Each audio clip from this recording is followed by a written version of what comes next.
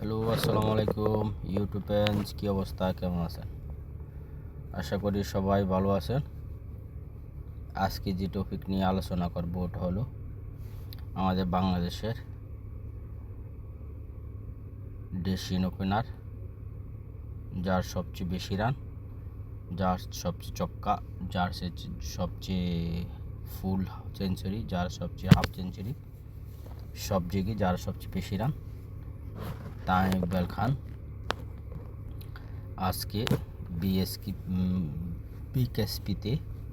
বিকেএসপিতে খেলা অবস্থা উনি অসুস্থ হয়ে পড়েন। যখন অসুস্থ হয়ে পড়েন তখন যারা ছিল ওইখানে মাঠে তারা সবাই তার কাছে গিয়ে দেখেন যে অবস্থা অবনতি হচ্ছে এবং কি মুখে লালা চলে আসছে, একদম খুব খারাপ। তখন সাভারে বিএসপিতে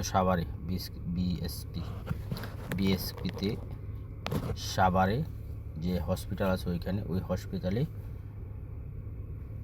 নেওয়া হয়েছে তামিমকে। নেওয়ার পরে কিছুটা স্বচ্ছতা বোধ করতেছে, তখন চিন্তা করলো যে ঢাকাতে নিয়ে আসবে বড় হসপিটালে।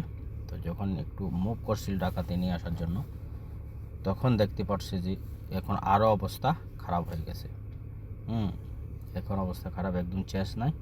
তখন কি করব, তখন পরিবারে কোনো সদস্য নাই, সবাই তো এখন বাসায় ছিল বা যে যেখানে ছিল। পরবর্তীতে যারা ছিল তারা কি করছে, আবার ব্যাক করে সাভারে যে হসপিটাল আছে ওই হসপিটালের সাথে যোগাযোগ করে যে আপনারা সবাই যে তামিমের জন্য অপারেশনের জন্য রেডি হন এবং কি সব কিছু রেডি করেন, আমরা আবার আসতেছি, তামিমের অবস্থা ভালো না। এই কথা বলে নেওয়া হয়েছে ওইখানে। নেওয়ার পরে যারা ছিল মোহামেডানের যে কয়েকটা কর্মকর্তা ছিল, তো তারা আকরাম খান এবং কি নাফিজ ইকবাল বা তামিম ইকবালের মার সাথে যোগাযোগ করে তারাই একটা সাইন দিতে, অপারেশন বা কোনো কিছু হলে সাইন করতে হয় না, দায়িত্ব নিতে হয় সেই ব্যক্তি। তো হিসেবে বলার পরে তারা দায়িত্ব নিয়ে তামিম ইকবালকে দ্রুত অপারেশনে নেওয়া হয়েছে। ওখানে অস্ত্রোপচারের মাধ্যমে তামিমকে হার্টে রিং পরানো হয়েছে। রিং পরানোর পরে মোটামুটি যা ডাক্তারের যে কাজ ডাক্তারে করে ফেলছে। এখন পর্যন্ত তামিম ইকবাল ভালো আছে, আলহামদুলিল্লাহ সুস্থ আছে।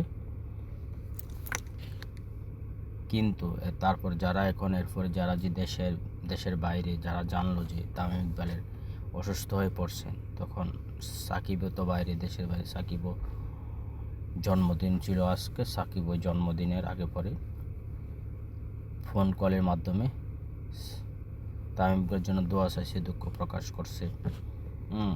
যেটা বলছে আমাদের বাংলাদেশের বর্তমান সরকার, যেটাই বলি না কেন, অন্তর্বর্তী সরকার যেটাই বলি না কেন, ডক্টর ইউনূস স্যারও তামিমকে যেন সর্বোচ্চ চিকিৎসা দেওয়া হয় এটার জন্য বলে দেওয়া হয়েছে। এবং কি মাশরাফিও ফোন করে জানছে কী অবস্থা।